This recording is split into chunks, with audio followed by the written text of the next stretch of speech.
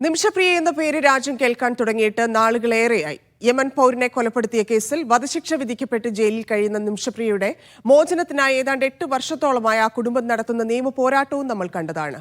നാളെ നടപ്പാക്കേണ്ടിയിരുന്ന വധശിക്ഷ നടപ്പാക്കാൻ മണിക്കൂറുകൾ മാത്രം ബാക്കി നിൽക്കെയാണ് ശിക്ഷ മരവിപ്പിച്ചെന്ന വാർത്ത യമനിൽ നിന്ന് വന്നത്. കാന്തപുരം AP അബൂബക്കർ മുസ്ലിയാർ ഇടപെട്ട് കൊല്ലപ്പെട്ട തലാലിന്റെ കുടുംബത്തിന്റെ കാരുണ്യത്തിലാണ് യമനിലെ സൂഫി പണ്ഡിതരുമായുള്ള ചർച്ചയിൽ ഈ വധശിക്ഷ നീട്ടിവെക്കാൻ കുടുംബം തയ്യാറായത്.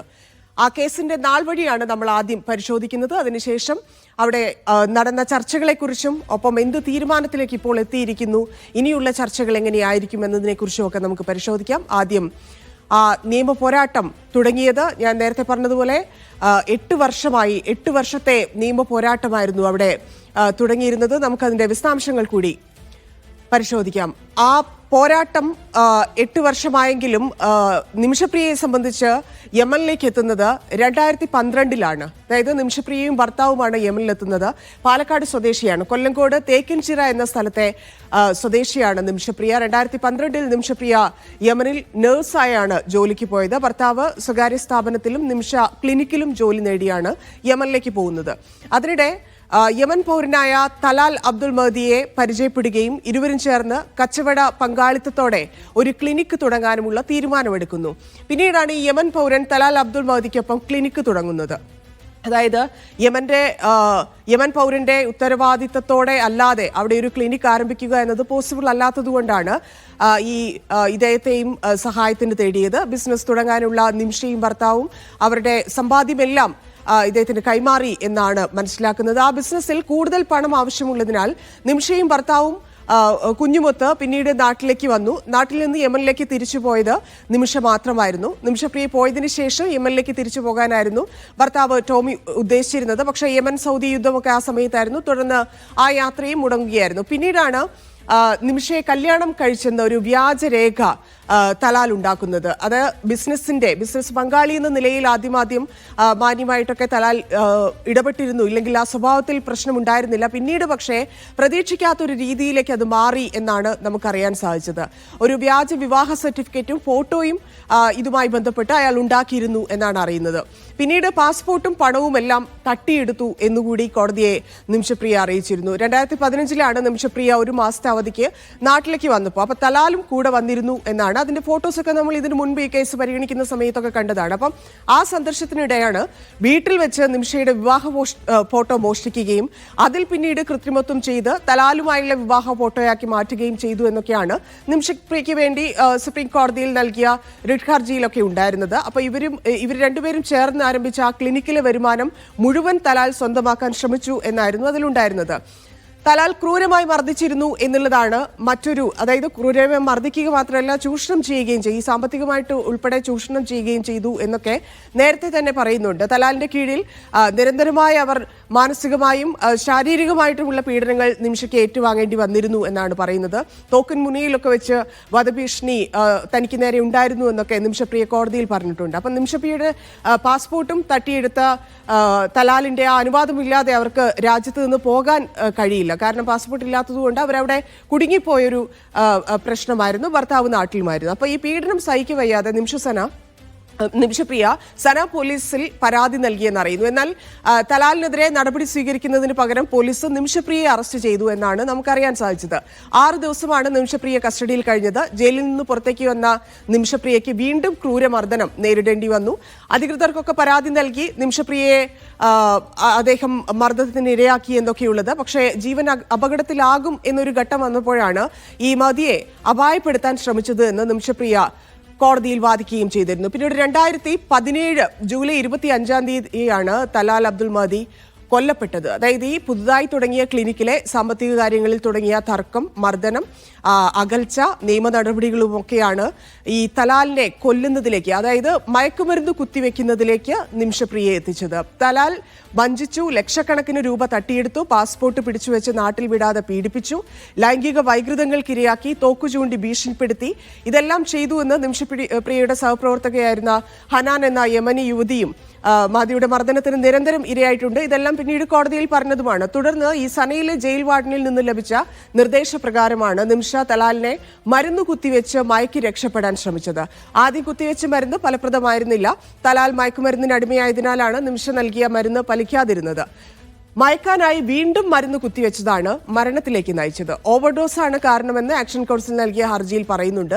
ഈ മരുന്ന് കുത്തിവെച്ചതിനെ തുടർന്ന് തലാലിന് ബോധം പോയ നേരം ഈ പാസ്പോർട്ട് കണ്ടെടുത്ത് രക്ഷപ്പെടാൻ ശ്രമിച്ചപ്പോൾ അതിർത്തിയിൽ വെച്ച് പിടിയിലായി എന്നാണ് നിമിഷപ്രിയ കോടതിയിൽ പറഞ്ഞത്. എന്നാൽ ഈ തലാലിന്റെ മൃതദേഹം അവർ താമസിച്ചിരുന്ന വീടിന് മുകളിലെ ജലസംഭരണിയിൽ വെട്ടി നുറുക്കിയ നിലയിലാണ് കണ്ടെത്തിയത്. അത് നിമിഷപ്രിയയെ കുടുക്കുകയായിരുന്നു. ഇനി ഇവിടെ ഈ നിമിഷപ്രിയയും ബിസിനസ് പങ്കാളിയും ജയിലിലാവുന്നത്, അതായത് മയക്കുമരുന്ന് കുത്തിവെച്ചതിന് ശേഷം സംഭവിച്ചതിനെ കുറിച്ച് ഒന്നും അറിയില്ല എന്നാണ് നിമിഷപ്രിയ കോടതിയിൽ അന്ന് പറഞ്ഞിരുന്നത്. പക്ഷേ അറബിയിൽ തയ്യാറാക്കിയ ഈ കുറ്റപത്രത്തിൽ നിർബന്ധിച്ച് തന്നെ കൊണ്ട് ഒപ്പിടിക്കുകയായിരുന്നു എന്നൊക്കെ പറഞ്ഞിരുന്നു. പക്ഷെ കോടതിയിൽ ഈ ദിവാഷിയുടെ സേവനം പോലും നിമിഷപ്രിയയ്ക്ക് നിഷേധിക്കപ്പെടുന്ന ഒരു സാഹചര്യമായിരുന്നു. ഈ സംഭവത്തിന് കൂട്ടുനിന്ന ഹനാനും ജീവപര്യന്തവും തനിക്ക് വധശിക്ഷയും വിധിച്ചത് ന്യായമല്ല എന്നും വാദിച്ചിരുന്നു. മരിക്കണം എന്നുള്ള ഉദ്ദേശത്തോടെ ആയിരുന്നു ഈ മരുന്ന് കുത്തിവെച്ചത് എന്നൊക്കെ വാദിച്ചിരുന്നെങ്കിലും പക്ഷേ അതൊന്നും എവിടെയും പരിഗണിക്കപ്പെട്ടില്ല. പിന്നീട് 2018 യമൻ കോടതി വധശിക്ഷയ്ക്ക് വിധിക്കുന്നത്. അതിനുശേഷം 2020 അപ്പീൽ കോടതി ആ വധശിക്ഷ ശരിവെക്കുകയായിരുന്നു.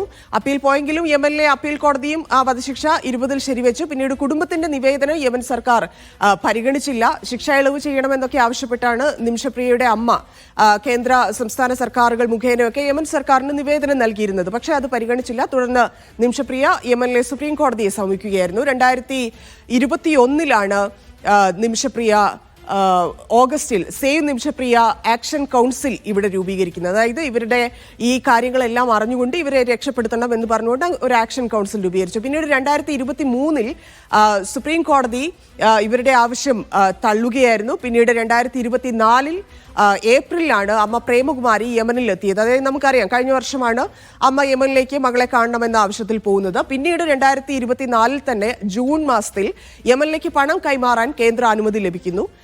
അതേ 2024 തന്നെ ജൂലൈയിൽ $19,871 കൈമാറിയിരുന്നത്. നമുക്കറിയാം 2016 മുതൽ യമനിൽ പോകാൻ ഇന്ത്യക്കാർക്ക് വിലക്കുണ്ട്. യമനിലേക്ക് ഇന്ത്യയിൽ നിന്ന് പണം അയക്കാനും സാധിക്കില്ല. അതുകൊണ്ട് തന്നെ പണം സ്വീകരിക്കാൻ യമൻ പൗരന്റെ കുടുംബം അറിയിച്ചാലും അത് കൈമാറാൻ സാധിക്കാത്ത ഒരു അവസ്ഥയുണ്ടായിരുന്നു. അങ്ങനെയാണ് 2024 ഡിസംബറിൽ വധശിക്ഷയ്ക്ക് പ്രസിഡന്റിന്റെ അനുമതി വന്നു എന്നൊക്കെയുള്ള ഒരു വാർത്ത നമ്മൾ കണ്ടിരുന്നു. ആ സമയത്ത് തന്നെ ഇടപെടലിന് തയ്യാറാണെന്ന് ഇറാൻ പറഞ്ഞു എന്നൊരു വാർത്തയും ഉണ്ടായിരുന്നു. അതിനുശേഷം ഈ വധശിക്ഷയ്ക്ക് അനുമതി എന്ന വാർത്ത യമൻ തള്ളുകയും ചെയ്തിരുന്നു. ഇതെല്ലാം ഈ കഴിഞ്ഞ ഒരു വർഷം കൊണ്ട് സംഭവിച്ച കാര്യങ്ങളാണ്. ഈ കൊല്ലപ്പെട്ട യമൻ പൗരന്റെ കുടുംബാംഗങ്ങൾക്ക് പണം നൽകി നിമിഷപ്രിയയുടെ വധശിക്ഷ ഒഴിവാക്കാം, ഇല്ലെങ്കിൽ അതിൽ നിന്ന് രക്ഷപ്പെടുത്താനുള്ള ശ്രമങ്ങളാണ് ഇപ്പോഴും നടക്കുന്നത്. ഈ പണം സ്വീകരിക്കാൻ തലാലിന്റെ കുടുംബം അംഗീകാരം നൽകിയാൽ ഒരുപക്ഷെ നിമിഷപ്രിയയുടെ മോചനത്തിന് വഴിയൊരുങ്ങും. അതായത് ഈ ബ്ലഡ് മണി സ്വീകരിക്കാൻ തയ്യാറായാൽ എന്നാണ് നമുക്കറിയാൻ സാധിക്കുന്നത്. അതിന്റെ വിശദാംശങ്ങളുമായി നമ്മളോടൊപ്പം മുഹമ്മദ് അസ്ലം ചേരുന്നുണ്ട്. അസ്ലം, ഇനി എങ്ങനെ രക്ഷപ്പെടും എന്നുള്ളതാണ്. ഇപ്പം ഈ വധശിക്ഷ മാത്രമേ മാറ്റിവെച്ചിട്ടുള്ളൂ. അത് എങ്ങനെയാണ് മാറ്റിയത്, എത്ര ദിവസത്തേക്കാണ് എന്നുള്ള വിവരങ്ങൾ ലഭ്യമായിട്ടില്ല. പക്ഷേ ഇതിലൊരു രക്ഷപ്പെടലിനുള്ളൊരു സാധ്യത എത്രത്തോളമുണ്ടോ? ഈ ദിയാധനത്തിൽ കുടുംബം അതിൽ നിൽക്കും എന്നാണോ, ഇല്ലെങ്കിൽ കൂടുതൽ ചർച്ചകളുടെ സാധ്യതയാണോ? എന്താണ് ഇപ്പോൾ സംഭവിക്കുന്നത്?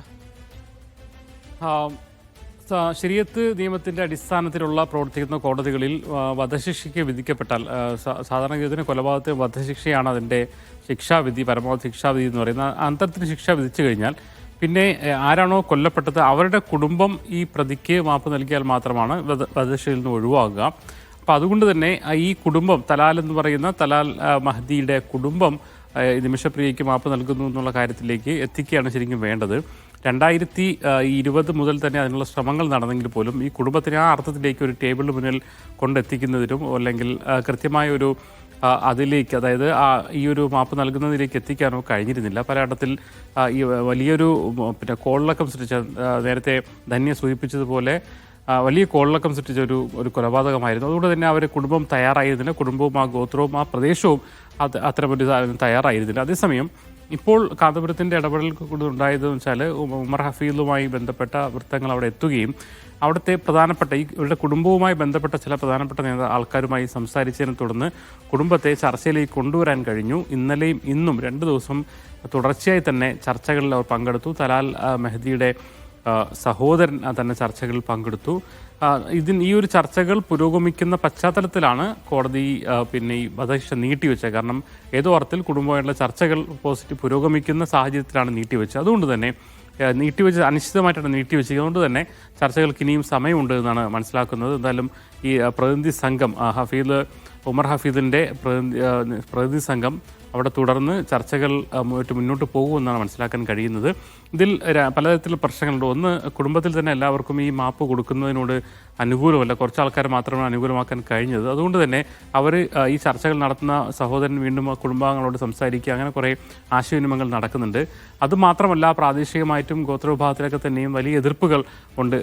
അന്നത്തെ കൊലപാതകവുമായി ബന്ധപ്പെട്ടും അത് ഉയർന്നൊരു പ്രാദേശികമായ വികാരത്തെക്കുറിച്ചൊക്കെ ഒരു വിദേശിയായ ഒരാൾ വന്ന് കൊലപാതകം നടത്തുന്നു. അതും പല ക്രൂരമായ രീതിയിലുള്ള റിപ്പോർട്ടുകളാണ് ആ സമയത്ത് വന്നത്. അതുകൊണ്ട് തന്നെ അതിന് മാപ്പ് കൊടുക്കേണ്ടതില്ല എന്നുള്ള കാര്യമുണ്ട്. അതുകൊണ്ട് തന്നെ ഇതിൽ മാപ്പിലേക്ക് എത്തിക്കുക എന്നുള്ളതാണ് പ്രധാനം. ദിയാദനത്തിൻ്റെ ഒരു കണക്ക് ഒരു ഘട്ടത്തിലും അവിടെ ഒരു പ്രധാനപ്പെട്ട ചർച്ചയല്ല. പ്രധാനമായും അവരെ ഗോത്ര സമൂഹങ്ങളെ സംബന്ധിച്ചോളം അവർക്ക് പണം എന്നുള്ളതല്ല, അതിലൊരു തീരുമാനത്തിലേക്ക് അവർ എത്തുക എന്നുള്ളതാണ് ഏറ്റവും പ്രധാനപ്പെട്ട കാര്യം. അതുകൊണ്ട് തന്നെ പിന്നെ ആ ഒരു തീരുമാനത്തിലേക്ക് എത്തിക്കാനുള്ള ശ്രമങ്ങളാണ് നടക്കുന്നത്.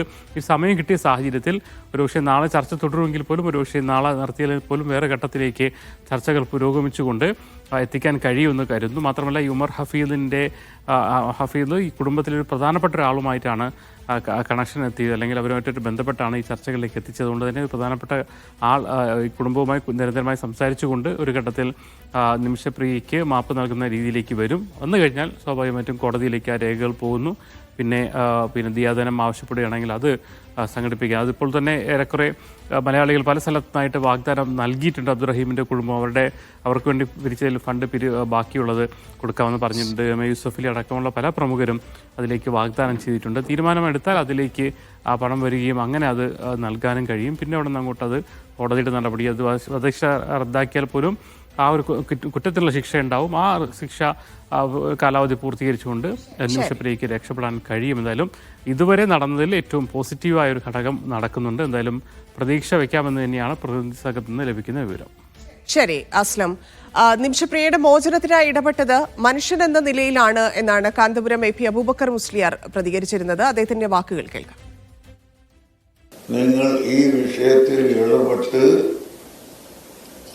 വല്ലതും ചെയ്യാൻ സാധിക്കുമെങ്കിൽ ചെയ്യണമെന്ന് ഞാൻ പറഞ്ഞതിൻ്റെ അടിസ്ഥാനത്തിൽ യമനിലുള്ള ഉത്തരവാദപ്പെട്ട പണ്ഡിതന്മാരെല്ലാം ചേർന്ന് ഈ കാര്യത്തിൽ ആലോചിക്കുകയും അങ്ങനെ വേണ്ടത് ചെയ്യാമെന്ന് എനിക്ക് അറിയിക്കുകയുമാണ് ചെയ്തിരുന്നത്. അത് സംസാരിക്കാൻ ഉള്ള ആളുകൾ അവിടുത്തെ പണ്ഡിതന്മാരാണ്. പണ്ഡിതന്മാരും ജഡ്ജിമാരുമായി സംസാരിച്ചിട്ടാണ് ഇങ്ങനെ നീട്ടിവെക്കാൻ അവർ ഉത്തരവിട്ടിട്ടുള്ളത്. സർക്കാരും നിയമ സംവിധാനങ്ങളുമൊക്കെ അതിന്റെ പരിമിതികളിൽ നിസ്സഹാരായി നിന്നപ്പോഴാണ് കാന്തപുരത്തിന്റെ ഈ മാനുഷിക ഇടപെടലുണ്ടായത്. വർഷങ്ങളായി ഈ കേസ് നടക്കുകയാണ്, നമുക്കറിയാം. പക്ഷേ ആ കുടുംബവുമായിട്ട് നേരിട്ട് സംസാരിക്കാൻ സാധിച്ചതാണ് കാന്തപുരത്തിന്റെ ഇടപെടലിനെ ഏറെ പ്രസക്തമാക്കുന്നത്. വ്യക്തമായ തെളിവുകളുള്ള വളരെ സ്ട്രോങ് ആയിട്ടുള്ള ഒരു കേസാണിത്. ഇപ്പോഴത്തെ ശ്രമങ്ങൾ വിജയിച്ചേക്കാം, ഒരുപക്ഷെ പരാജയപ്പെട്ടേക്കാം. ഒരു പ്രതീക്ഷയുമില്ലാതെ കൈമലർത്തിയ ഒരു കേസിൽ ഇതുപോലൊരു ഇടപെടൽ ഉണ്ടായി എന്നതാണ് കാണേണ്ടത്. മറ്റൊന്നുമല്ല, ജാതി മത വിദ്വേഷങ്ങൾ ആളിക്കത്തുന്ന ഇക്കാലത്ത് നമ്മുടെ സമൂഹത്തിൽ മാനുഷികതയാണ് ഉയർന്നു നിൽക്കേണ്ടതെന്ന് കാന്തപുരം കാണിച്ചു തന്നു എന്ന് മാത്രം. അങ്ങനെ മാത്രം കണ്ടാൽ മതി. അത് കാണാൻ കഴിയാത്തവരെ കേൾക്കാതിരിക്കുക, തള്ളിക്കളയുക, അത്രയേ ഉള്ളൂ.